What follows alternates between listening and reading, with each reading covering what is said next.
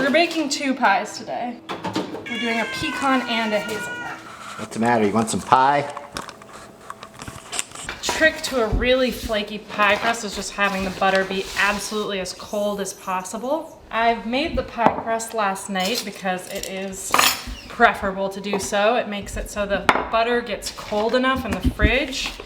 You can see the chunks of butter in there still. You don't want to make a homogeneous mix. The butter needs to stay separate. I like to work rather quickly at this step because the longer my pie crust is out before it goes in the oven, the more likely it is to make the butter warm.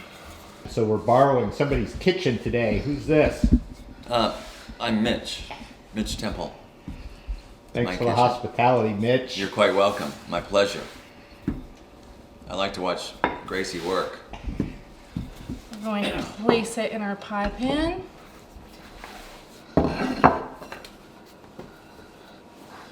I left the pie crust hanging just a little bit over the edge here, and I can always clean that up, but when you're par baking it, the crust has a tendency to want to shrink in on itself. So then I'm going to use a fork. This dunting is what it's called, and I never heard that before. Yeah. Dunting allows air to move through so you don't get big bubbles in the bottom of your crust. Now we're using these dry beans as pie weight. Our oven's preheated to 350. You can already see those flaky layers forming. 10 tablespoons of butter. I'm doubling the recipe because I'm making 2 pies. Nice 1.5 cups of packed brown sugar. I'll do a nice honey drip for you too. And we're just gonna bring that to a boil. You can smell it too, huh? One of these bowls is gonna be for our pecan pie, one is gonna be for the hazelnut pie. Each one is gonna get 3 eggs into it, whisked very well. Adding our vanilla now to our hot custard mix. Bowls to add our nuts, and it has to cool, it's gonna cool for 5 minutes before we add it to our egg mixture because we don't want to scramble the eggs. God, those layers. Looks wonderful.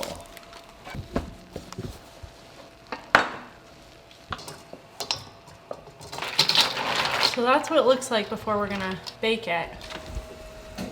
Now we'll set the timer for 25 minutes and then we'll check on them. We're gonna give them a little shake and see that the inside is still sort of wobbly. That means it's not done yet, but it's getting pretty close. We're gonna set the timer for 5 minutes, and the crust is starting to get a little dark around here, so we are gonna put a little bit of foil just around that piece right there. Foiled again. See how it's starting to get like that cracking there? That's how you know. That's how you know. Yeah. So it does, it's a jiggle, but it's more of a bounce than like a soupy kind of bounces back. All right, so I'm just moving the crust a little bit, and you can tell that it's all been cooked through really well when it holds together like that. It's not gonna be gloppy or soggy, it's gonna be crisp because as it was baking, some of the butter melted out and sort of crisped and fried the bottom of the crust. Okay, I wanna put a little scoop of ice cream on it too. Sure. And then a little drizzle of the balsamic. Yeah. Starting to salivate.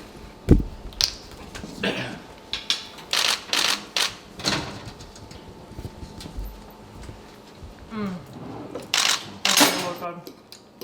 But yeah, it will set up a little better if we let it. Ended up with crust. Very good. Oh man. I really like that you captured all the audio of us eating. That's Yeah, hilarious. It's another matter here. There's a lot of good material there for sure.